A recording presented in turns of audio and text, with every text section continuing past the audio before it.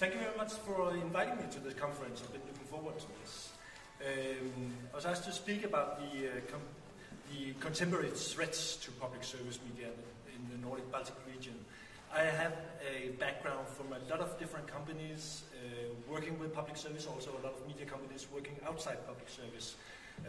And if I should say something which really occupies me is how companies, media companies, stays relevant also in the digital age. And this turns out, surprisingly enough, to be extremely difficult for most media companies to do this transformation from the analog age to the digital age. And I think that would be a main theme. I am working with NRK in Norway. I've been working as a head of radio in DR. I'm in the board of Swedish Radio and working with a lot of other media companies. So that's sort of like the background for me. So let's start on an optimistic note, on a positive note, because to be honest, I mean, public service is doing extremely well, especially in the Nordic countries. I mean, the share, the use of public service is extremely high. So there's not, I mean, in that sense, it's hard to talk about a crisis. So there might be threats, but it's not really a crisis that we're in. So this is more how we actually do stay relevant in the future. And what we do in a lot of the companies that I'm working in is that we're looking at how does the world change around us and what is it actually that is happening around the companies so that we can stay relevant. And there's a few headlines here.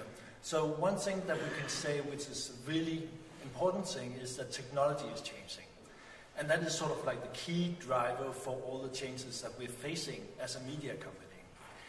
Then it's like the technology changed, and also a lot of other things does that there's new customer demands, new user demands. This is on content. What kind of content should we deliver, and how should we deliver it? And for the commercial market, it's very much that there's a lot of new business models popping up. This for public service, we don't really talk about business models, but then again, somehow we does, because this is how do we actually deliver our content, our stuff to the user, in what form, and how is it that it creates value out there for the users and in the market.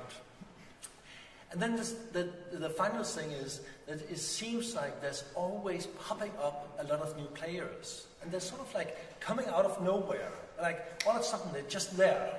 I mean, we all know the stories about Google and Facebook and all that. There was sort of like, we had the feeling that this was invented in a garage somewhere in California.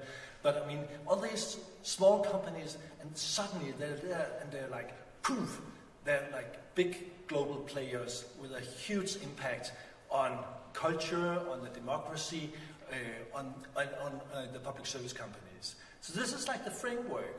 So we can say, well, is this just something which is going on for public service? No, it's not. I mean, this is actually the situation for pretty much all businesses in the world. If we're looking at the banking business in the United States, then their biggest competitor right now is the mobile phone industry. I mean, they would never have thought that for years ago that should be from where they were attacked, that mobile phone companies is actually moving into the banking industry and is now threatening the banking industry in the United States. And that's pretty much the same feeling that we have. So this is just to say the situation that we are in and the reflections that we have to do as public service companies is not different from if we were in any other business, banking, real estate, whatever kind of business in pretty much everywhere in the world. I guess you all know Kodak. Kodak is, the story about Kodak is that this was a company invented in, I think it was in 1888, so a few years before that the idea of public service turned up. So in 1888 they invented Kodak, and they had like a tremendous success over the years. And then all of a sudden they were irrelevant. They were not relevant in the market anymore. This was not because that photography went down. I mean, this was not because that people stopped taking photos. I mean, quite the different. I mean, we've never been taking as many photos as now. But the way that Kodak did it was not relevant anymore. So they went bankrupt. I mean, they were sort of like saved at the final note some investors came in and there was a restructuring, but they were very close to bankruptcy, and today they are much smaller than they are today. So there was sort of like this Kodak moment where they did, I mean, this was an extremely professional company with extremely good people working in it, and they have been doing this thing that they did with photography for more than 100 years.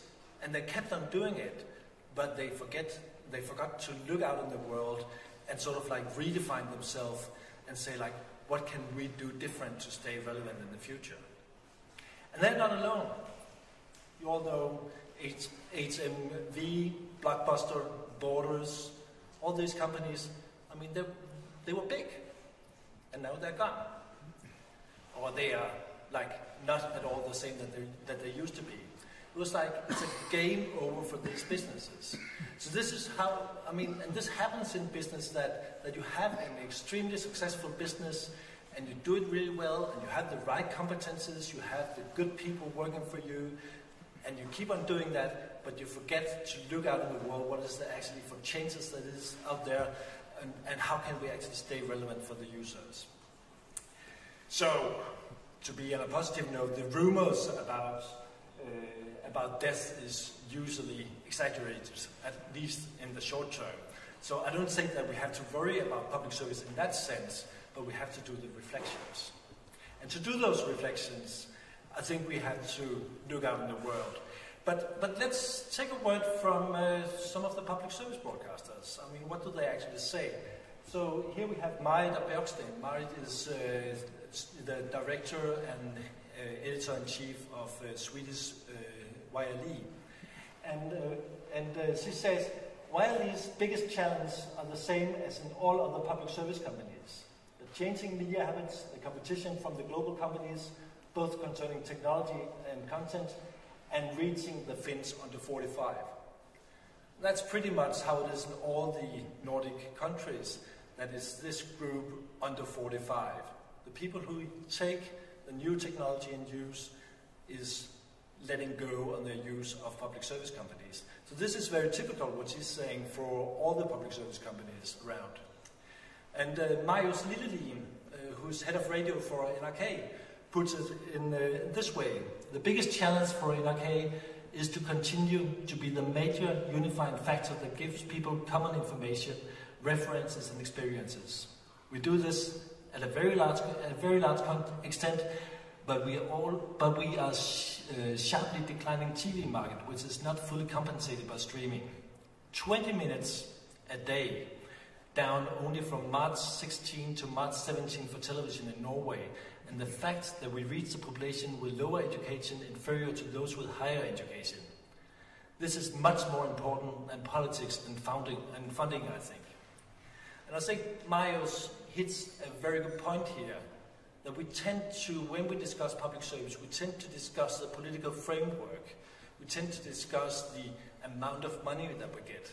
But this is not really the important case. I mean, of course money is important, and of course the political framework is important, but the really important thing is, how do we actually manage to do the thing that we were put to world to do for 90 years ago, like being a unifying factor and actually playing a role in the democracy and in the cultural debate, and actually to keep reaching these people and be relevant for them.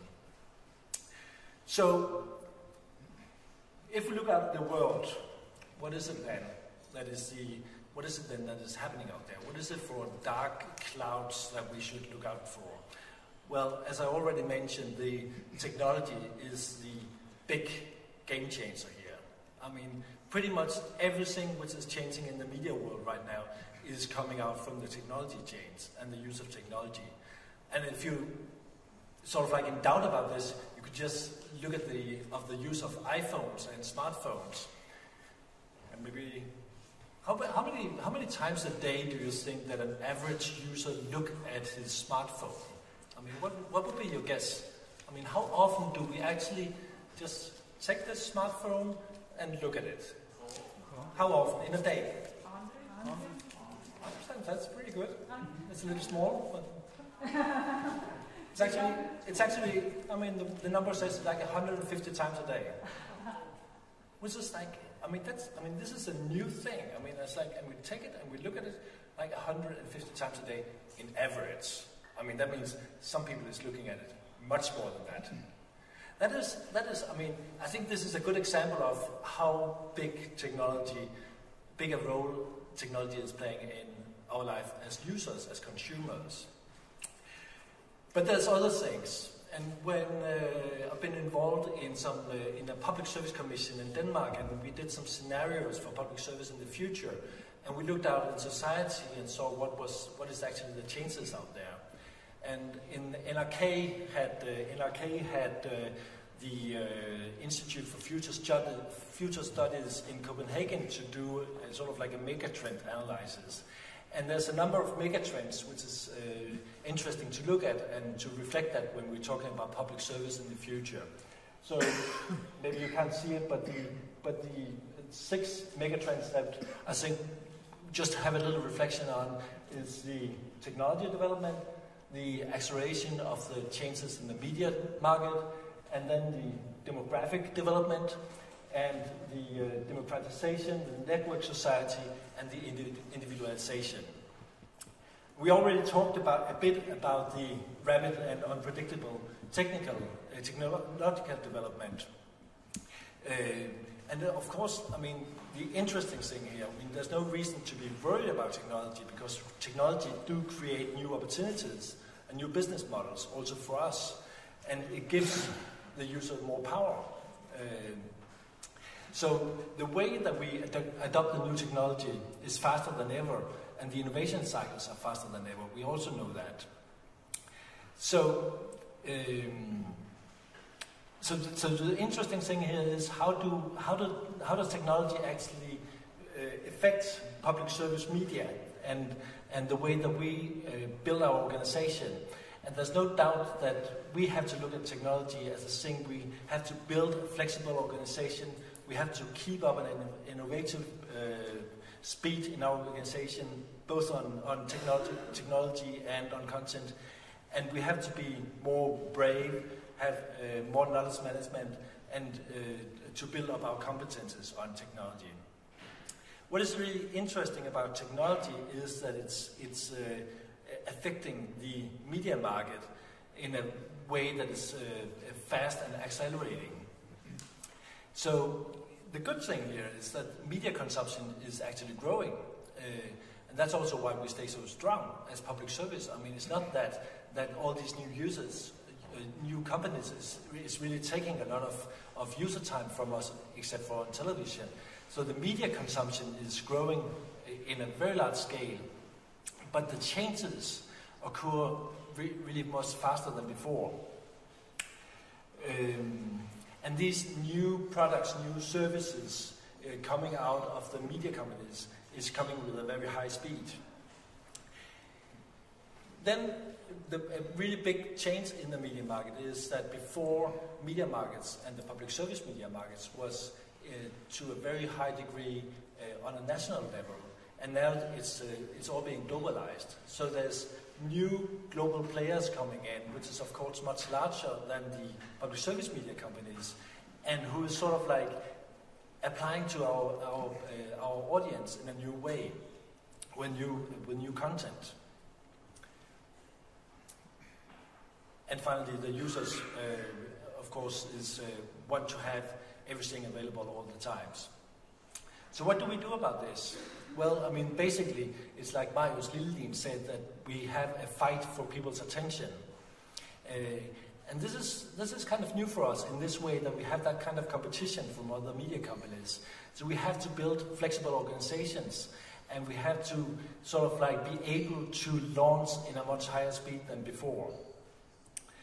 To actually compete in this media market. Another thing, if we go a little bit further away from our own business and look out in society, what is really happening is the demographic development with a very strong urbanization. We're seeing that very much in Sweden, where Stockholm is one of the fastest growing cities in Northern Europe, and totally changing the city and and the demography of the city. Urbanization is, of course, something that we see worldwide, with a stronger concentration of commercial and social and cultural activities in the urban centers. But what is also interesting is that there's a big change in the demographic development, in age composition, and ethnicity, and religion, and family constitutions. And this is a big role of how difficult it is for the public service companies to actually be relevant for this new group of people coming into society, but also just to follow that changes that is in society from people moving from the countryside to the urban areas. And at the same time, we see that there's a greater economic polarization in the Nordic countries. I mean, of course, this is not big, but it's still there. And the people that we are losing as public service companies is the people with low education and the people with a low or bad economy. So we are, to a still higher degree, we are companies, public service companies are media companies for the well-educated and the people who is better off, and not so much for people living on a lower scale. This is also why it is so important for a lot of public service companies to develop the district mission and secure the diversity. But this is really difficult. I mean, looking at NRK, looking at DR, looking at Swedish Radio, I mean, these companies doesn't at all reflect the diversity in society, like in income or in religion or in background in any way. So this is really a difficult task for the public service companies. Another big trend in the companies is the individualization of the users. Individualization has historically been strong in the West, but what is actually happening now is that a lot of the traditional communities, or a lot of the social groups that we have around, being the family, being the support to the union, being the support even to the nation, the country, is now dissolving. And it's not really yet being replaced by what you could call committing social groups. So this seems to be a fragmentation or an individualization, which is also very strong in the media use. But really, the individualization is also just it's also a story about people finding similar people in other parts of the world, because technology support that they can actually find similar people with similar interest and similar background around in the world. So the expectations of the users, they change with requirements for individual attention and the tailor-made solutions. And there's a big micro market growing up, micro market in every country, but on a large scale, of course, internationally, it's a huge market.